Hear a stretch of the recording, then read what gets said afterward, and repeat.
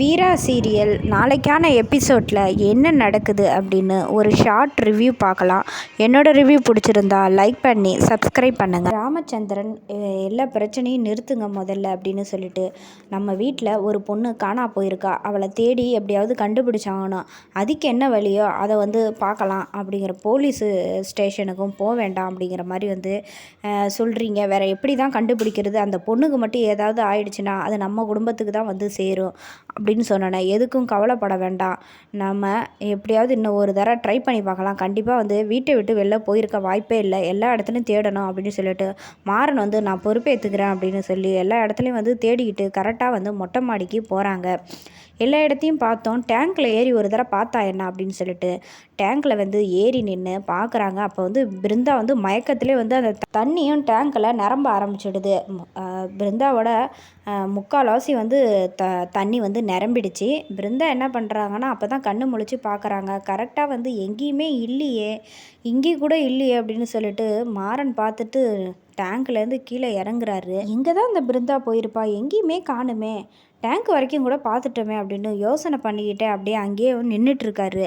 அப்போ தான் பிருந்தா கண்ணு முழிச்சு கத்த ஆரம்பிக்கிறாங்க, யாராவது காப்பாற்றுங்க அப்படிங்கும்போது கரெக்டாக மாறன் அந்த இடத்த விட்டு கொஞ்சமாக அப்படியே நகர்ந்து போய்கிட்டு இருக்காரு. அப்போ தான் கத்துறாங்க, கார்த்தி அக்கா யாராவது காப்பாற்றுங்க, நான் இங்கே தான் இருக்கேன், என்னால் பேச முடியல அப்படிங்கிற மாதிரி கத்துறாங்க. ஆனால் மாறன் காதில் எதுவும் விழுந்த மாதிரி தெரியாமல் அப்படியே கீழே இறங்கி போயிடுறாரு.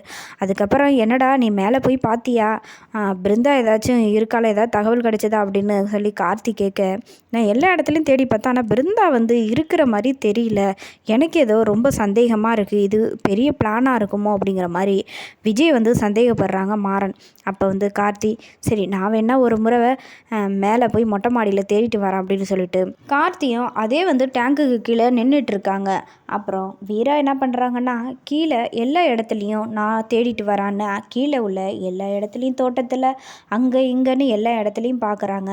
ராகவனும் வீடு முழுக்க ரூமாக தேடி பார்க்குறாரு. எங்கேயுமே பிருந்தாவை காணுமே அப்படிங்கிற மாதிரி யோசிச்சுட்டு இருக்கும்போது தான் வள்ளி என்ன பண்ணுறாங்கன்னா வீட்டுக்கு பின்புறமாக வராங்க.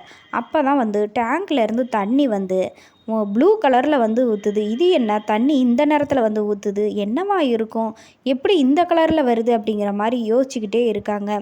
வீட்டில் வேலை செய்கிற பணிப்பெண் என்ன பண்ணுறாங்கன்னா, கரெக்டாக டேங்கில் தண்ணி நின்று போச்சு, நல்ல தண்ணி போடணும் அப்படின்ட்டு அப்போ தான் வராங்க.